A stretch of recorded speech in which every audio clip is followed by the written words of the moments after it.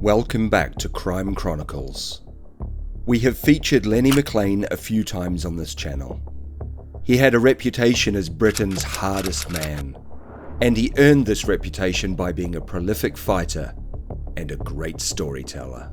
Many times he claimed never to have lost a fight, but in fact, he did meet his match in the ring and was knocked out on 2 different occasions by the same man.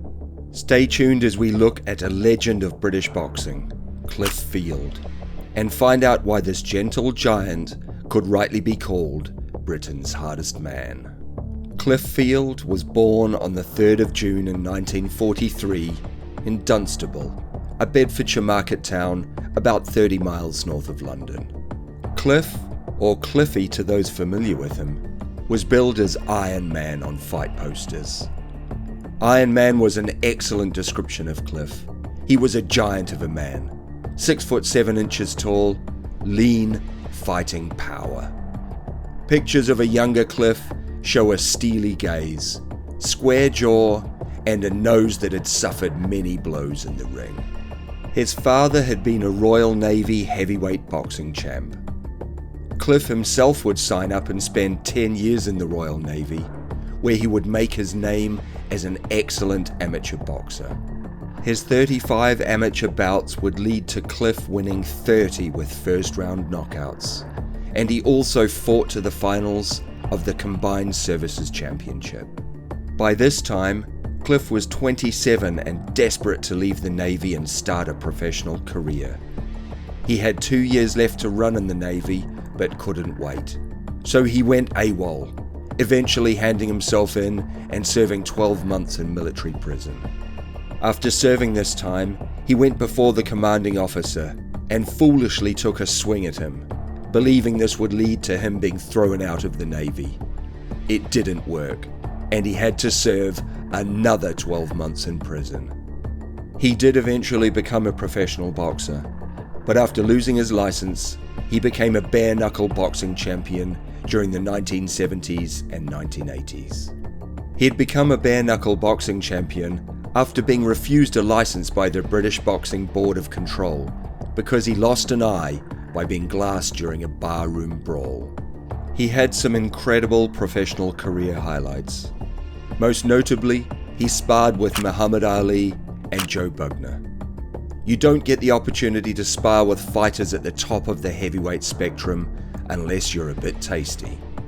Cliff's professional career was relatively short, running from 1968 to 1971. His 15 bouts saw a record of 11 wins and 4 losses. It's worth noting that his 4 losses were stoppages due to Cliff suffering from eye cuts. He was never stopped by being knocked out. We'll never know if Cliff could have been a title contender due to him losing his license, but we do know that he would become infamous in the world of unlicensed boxing.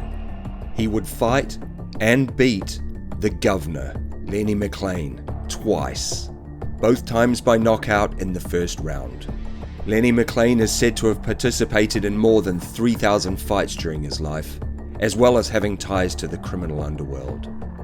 His larger-than-life persona led to the nickname of Britain's hardest man, although many would argue that the nickname rightfully belonged to Cliff Field. McLean himself would describe the 6 foot 7 inch Field as something that had come out of the mountains.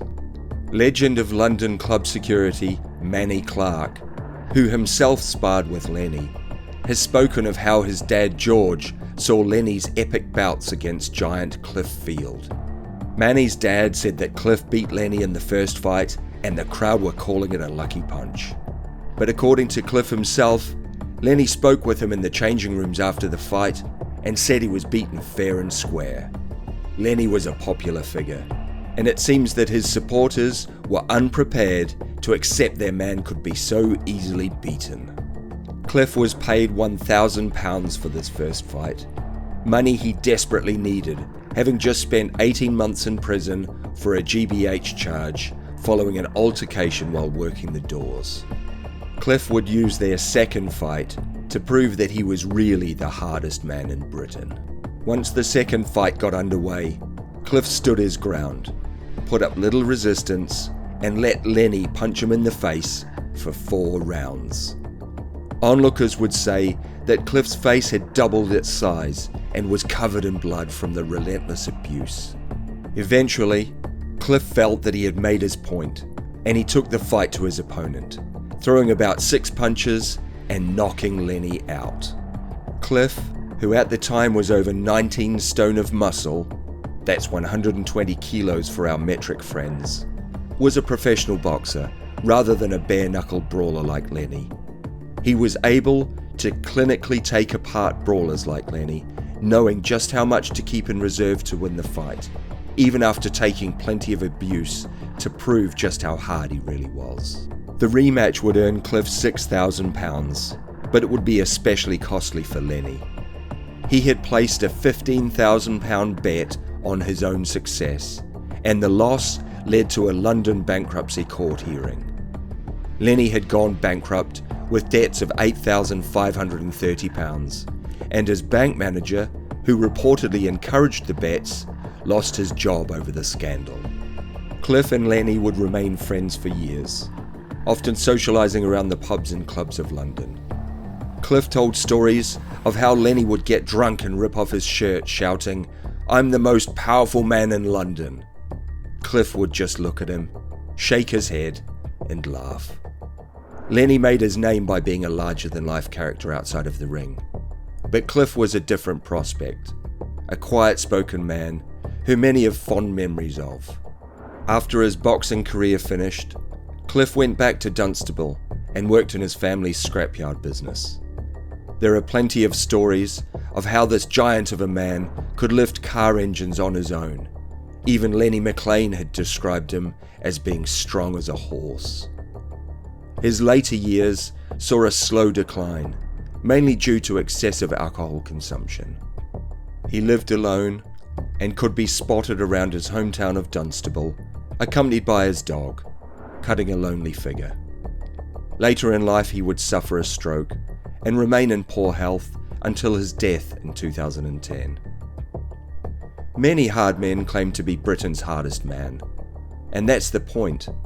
These are people crowing about their own abilities. Cliff Field was never one to brag. He knew what he could do, and he was happy to get in the ring and let his right hand do the talking. He fought many great fighters, and is infamous for being the only fighter that Lenny McLean would admit he couldn't beat. Surely this makes him a genuine hard man, and maybe rightful holder of the title, The Governor. Thank you for joining us today on Crime Chronicles. Don't forget to like, subscribe, and share the channel with your friends.